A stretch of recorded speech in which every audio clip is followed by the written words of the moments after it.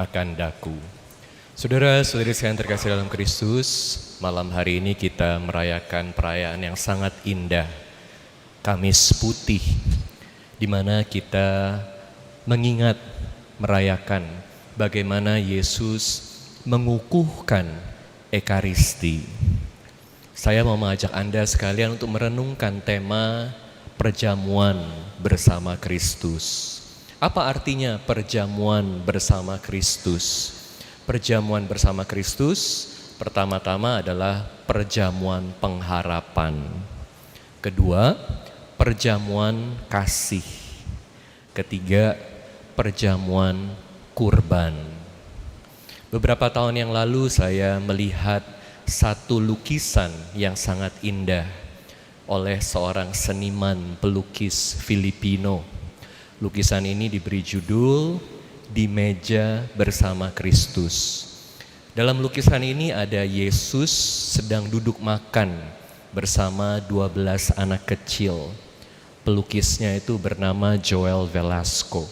Waktu Joel melukis lukisan ini, dia sedang sakit kanker ginjal dan dia meninggal di umur yang masih muda, awal 40-an. Tapi Joel katakan, lukisan ini selalu memberi kekuatan buat dia karena dia melihat dirinya duduk makan bersama Kristus seperti anak-anak kecil ini. Bagaimana anak-anak kecil ini? Anak-anak kecil ini ada 12, menggambarkan kesulitan hidup dari banyak anak-anak kecil di Filipina.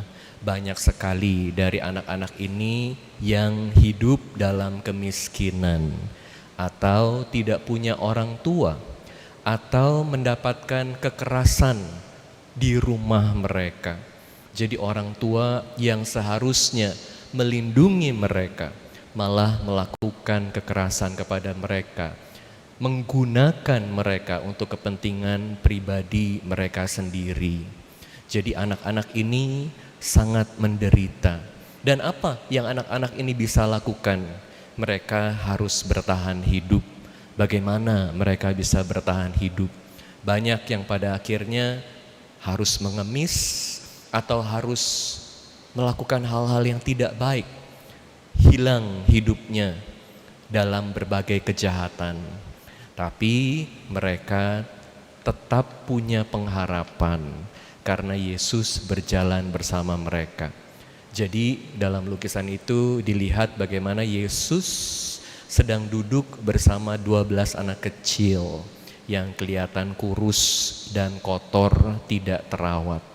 Tapi buat Joel, lukisan yang dia lukis sendiri ini selalu mengingatkan dia bahwa dalam perjalanan hidupnya dia tidak pernah sendiri. Yesus selalu menyertai dia, terutama di dalam berbagai kesulitan hidup. Kita semua juga dalam menjalani hidup pasti mempunyai berbagai keterbatasan, pasti juga mengalami berbagai kesulitan. Tidak ada orang yang punya hidup sempurna tanpa masalah.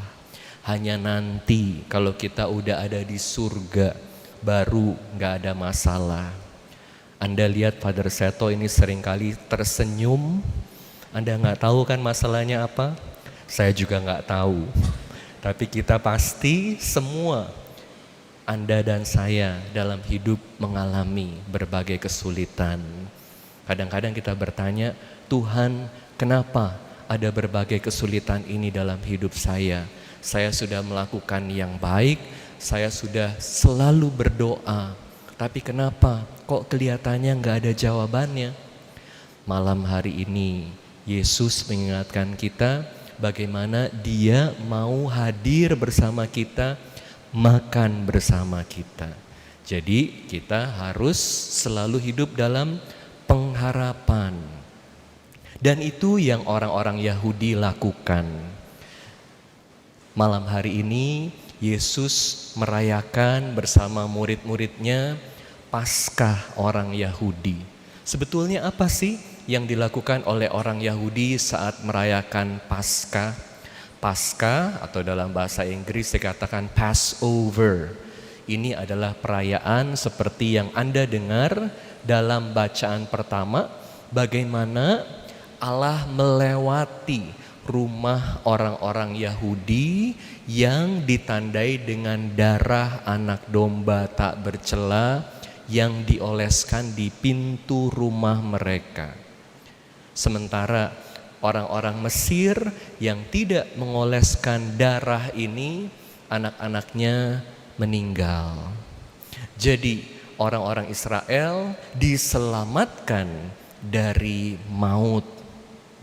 Allah melewati rumah mereka, memberikan keselamatan buat orang-orang Israel. Dan dengan peristiwa ini, Raja Mesir memperbolehkan orang-orang Israel untuk keluar dari Mesir menuju ke tanah terjanji. Allah menyelamatkan orang-orang Israel dari perbudakan. Dan ini yang selalu dirayakan oleh orang-orang Israel. Bagaimana Allah menyelamatkan mereka di masa lalu, Allah juga akan menyelamatkan mereka di saat ini. Dan Allah akan terus menyertai perjalanan mereka di masa depan. Jadi orang-orang Israel mengubah berbagai kesulitan hidup mereka menjadi doa. Doa yang membawa mereka pada pengharapan. Dan saat kita terus berdoa, kita terus berharap, pengharapan membawa kita pada pengalaman kasih. Karena kita melihat bagaimana Tuhan menyelamatkan kita di masa lalu dan kita terus bersyukur atas karya Tuhan dalam hidup kita. Kalau kita lupa bagaimana Tuhan menyelamatkan kita di masa lalu, bagaimana kita menghadapi masa depan kita. Beberapa bulan yang lalu saya bersyukur karena saya dapat kesempatan untuk bisa kumpul bersama teman-teman satu angkatan di mana kita menjalani masa pembinaan bareng. Dulu pembimbing saya itu Father Seto. Jadi kalau ada yang bagus dalam diri saya bersyukur kepada pembimbing saya Romo Seto ya. Kita ini kemarin bareng-bareng kumpul selama beberapa hari. Karena tahun ini kita merayakan 25 tahun menjadi Dominikan. Jadi tahun ini saya merayakan 25 tahun bersama teman-teman. Tahun 98 kita itu kaul bersama ya. Nah, seringkali yang kalau kita kumpul ini yang kita ceritakan adalah tentu masa lalu kita, berbagai kenakalan masa lalu. Tetapi yang lebih penting adalah berbagai rahmat yang kita terima bersama. Dan salah satu hal yang paling indah yang kita alami bersama adalah satu mujizat. Jadi pernah waktu kemarin kita kumpul itu kita berlima, senang sekali bisa kumpul. Doa bersama, misa bersama, jalan kaki bersama setiap hari ya. Dan mengingat berbagai kebaikan Tuhan dalam hidup kita. Salah satu yang kita ingat sama-sama dari 5 orang ini, 4 itu mengalami satu mujizat bersama. Saat kita ngalamin kecelakaan mobil, ada 4 orang ini yang ikut dalam mobil itu. Dan mobilnya ini jalannya cepat sekali di jalan tol, bannya meletus. Wah, mobilnya itu kebalik, turtle ya, kayak kebalik-balik beberapa kali. Dan mobilnya itu seperti kertas diremes, hancur. Tapi mujizatnya adalah tidak ada satupun yang meninggal. Kita semua entah bagaimana kelempar dari mobil itu keluar. Jadi ada 4 kita bareng-bareng di mobil itu. Dan sampai sekarang kalau kita ketemu, kita masih selalu ingat akan peristiwa itu. Ada lucu-lucunya karena bagaimana mengalami lukanya, bagaimana dibawa ke rumah sakit. Saya waktu itu yang paling parah karena saya muntah darah. Jadi saya dibawa ke rumah sakit, saya ditanya, Adrian, kamu mau sakramen perminyakan gak? Sama Romonya tanya. Tapi waktu itu saya pikir serasanya saya masih akan hidup. Jadi saya bilang ke Romonya, gak usah dulu Romo. Ya. Lalu waktu itu saya ada di lapangan karena keluar kan dari mobil kelempar. Ada satu teman saya, teman angkatan yang tanya.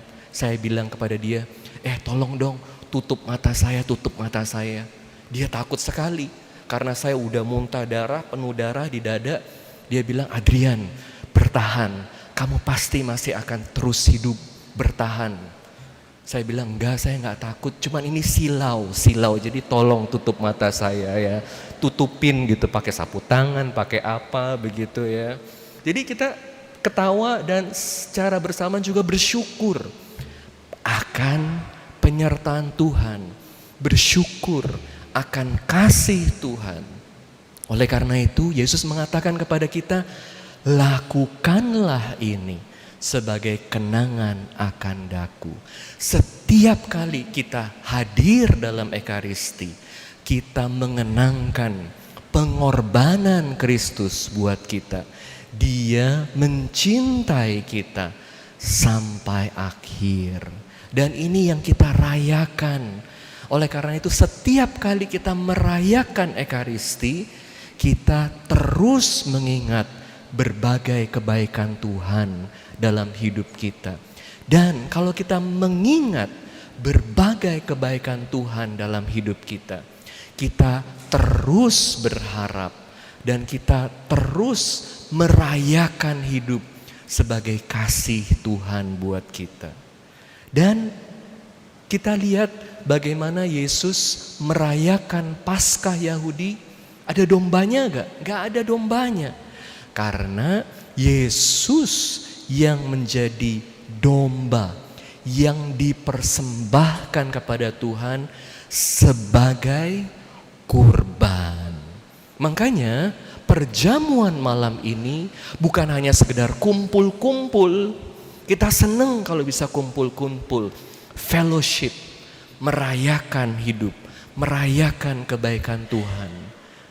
Tapi yang lebih dalam lagi adalah bahwa kita merayakan kurban Yesus yang mencintai kita sampai akhir. Di saat kita mengalami berbagai kesulitan hidup, kita tidak pernah sendiri. Yesus selalu berjalan menyertai kita. Dan bukan hanya menyertai kita, Dia menderita bersama kita.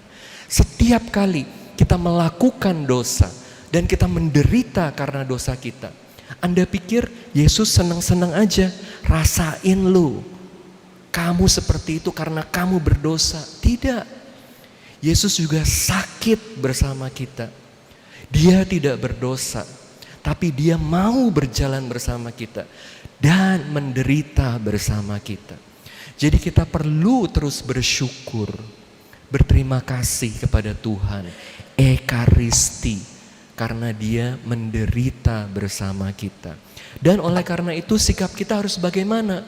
Kita jadi harus belajar untuk berkorban bersama Yesus. Duduk sama-sama. Untuk bisa duduk sama-sama gak gampang kan? Untuk bisa duduk sama-sama sebagai keluarga seringkali juga gak gampang. Karena apa? Karena dalam keluarga pun ada berbagai kemarahan, iri hati. Saudara bisa saling bunuh, saudara bisa saling menyakiti, orang tua dan anak bisa saling menyakiti juga. Jadi untuk bisa mengadakan perjamuan bersama juga perlu pengorbanan. Korban apa sih? Korban perasaan. Korban apa? Korban memaafkan. Dan seringkali yang paling sulit kebaikan yang kita bisa berikan kepada orang lain adalah memaafkan satu dengan yang lain. Tapi saat ini sulit untuk dilakukan. Ingat, Tuhan Yesus udah berkorban buat kita sampai mati. Dan kita semua diingatkan untuk melakukan apa yang Tuhan lakukan buat kita. Saat menyiapkan khotbah ini saya mau cari satu contoh dalam keluarga. Ternyata saya ketemu satu wanita suci yang diangkat menjadi wanita suci oleh gereja. Yang dia lakukan adalah menjalankan panggilan hidupnya sebagai seorang ibu dengan luar biasa. Wanita ini sering dipanggil oleh sahabat-sahabatnya sebagai Mama Rosa. Tapi nama aslinya adalah Eurosia Fabris. Eurosia Fabris. Dia lahir tahun 1866 di Italia. Apa sih yang dia lakukan? Dia ini orang yang sangat sederhana. Nah, perhatiin ya, sangat sederhana. Jadi kita semua yang merasa aduh hidupku ini hanya sederhana, biasa-biasa aja, bisa jadi orang suci. Dia lahir di keluarga petani sederhana. Karena keterbatasan ekonominya, dia ini cuma bisa sekolah selama 2 tahun. 2 tahun aja sekolah. Tapi cukup buat dia untuk bisa belajar baca. Dan karena dia bisa baca kitab suci, dia bisa baca buku-buku suci. Dan ini selalu menjadi sumber inspirasi buat dia. Lebih daripada sekedar belajar, dia melakukan apa yang dia pelajari. Dia mencontoh teladan Tuhan Yesus. Ini kan yang kita harus lakukan kan? Yesus membasuh kaki kita.